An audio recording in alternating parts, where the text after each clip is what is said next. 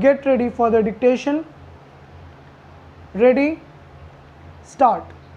The debate on planning is a truly national occasion, and I am glad that honorable members have taken it seriously, even though there has been much criticism. We have got used to such criticism. First, it used to be on the very concept of planning. Fortunately, that stage is over, and we have come to a phase of development when all parties, I hope, approve of the idea of planning. Some have approved of some portions of the plan, but have reserved their criticism for the manner in which many programs have been implemented. There are some who do not at all approve of the manner in which we plan. Now, obviously, each one of us stand for certain ideas and for certain methods of functioning. We have, after considerable thought and deliberation, decided on the sort of planning commission which we should have and the manner in which it should work. The planning commission consists of independent, non-party, non-political experts, but even they are not solely responsible for the plan. The plan is drawn up on the basis of numerous discussions with people at different levels from every single state, and finally the plan takes its final shape in the National Development Council, in which all chief ministers, many of them belonging to other parties, sit together and express their views.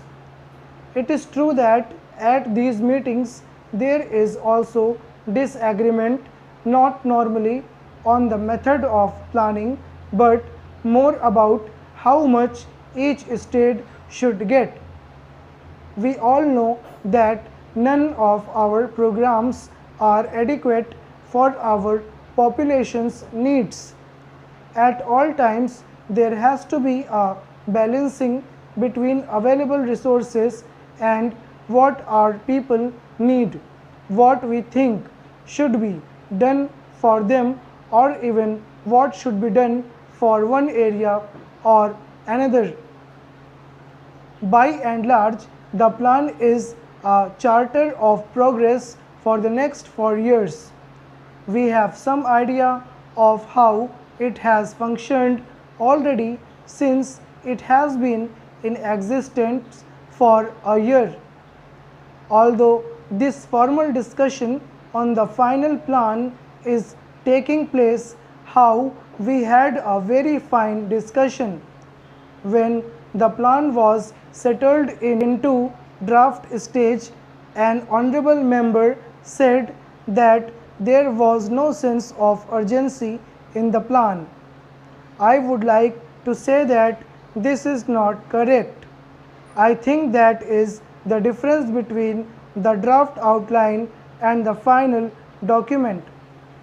We have tried to inject a sense of urgency in the final document, and the proof of it is that it has recognized the major problems of the day, whether it be unemployment or regional imbalances or other major problems.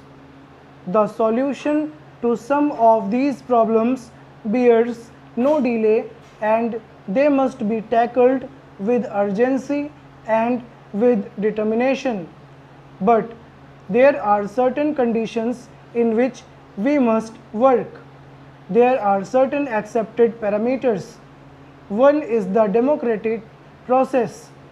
Many people would like us to do several things, some of which we also agree are the right things to do, but we are committed to one democratic process to work with the consent of the people, to take along with us as many of the people and as many of the parties as possible. But sometimes this does slow the process. I think that even though it makes the process slower, it strengthens the process and it strengthens whatever work we take in hand. Now, the second parameter with which perhaps some people do not agree but which we have set for ourselves is that of a mixed economy.